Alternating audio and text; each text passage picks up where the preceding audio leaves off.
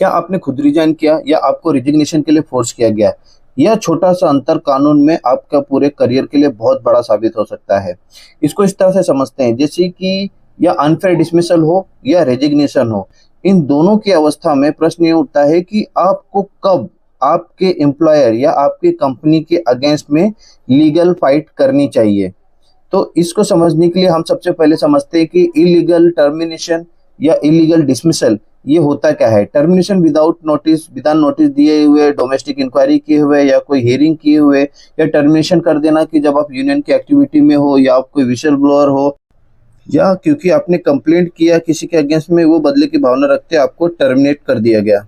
तो ऐसे टर्मिनेशन जो बिना कोई प्रोसेस फॉलो किए किए गए हो, जो बदले की भावना से किए गए हो, जो किसी भी यूनियन की एक्टिविटी में पार्टिसिपेशन करने के लिए किए गए हो, वो इलीगल कहलाता है। इसी तरह से यदि आप रिजिग्नेशन तो कर देते हो, लेकिन वो रिजिग्नेशन आपसे दबाव में लिया गया, आपको परेशान करके लिया गया, या आपको ऐसा वर्क एनवायरनमेंट क्रिएट कर दिया गया जहां पर आपको रिजिग्नेशन देने के सिवा कोई चारा नहीं बचा था, तो ऐसे रिजिग्नेशन को भी कंस्ट्रक्टिव डिसमिसल कहा जाता है और कानून में इसके लिए भी प्रावधान है। इलीगल डिसमिसल के केस में सुप्रीम कोर्ट ने workman of Motipur sugar factory versus Motipur sugar factory के केस में माननीय सुप्रीम कोर्ट ने यह निर्णय दिया कि मजदूरों को उनके काम से निकाल देना बिना उनको अवसर दिए हुए कि वो अपना पक्ष रख सकें, यह प्रिंसिपल ऑफ नेचुरल जस्टिस के अगेंस्ट में है।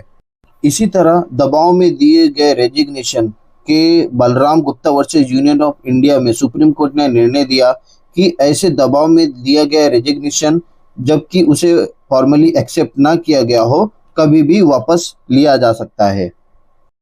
तो अब आपको यह समझ में आ गया कि इलीगल टर्मिनेशन जो बिना किसी इंक्वायरी के, बिना कोई नोटिस दिए हुए या बदले की भावना से किया गया ऐसी सिचुएशन में, या फिर रेजिग्नेशन जो कि आपने स्वेच्छा से नहीं, आपको दबाव में दिया गया हो, या आपको ऐसी सिचुएशन बना दी गई जहां पे रेजिग्नेशन देने के सिवा आपके पास कोई चारा नहीं बचा, तो ऐसी सिचुएशंस में आप अपने एम्प्लॉयर के अगेंस्ट में लीगल एक्शन ले सकते हो।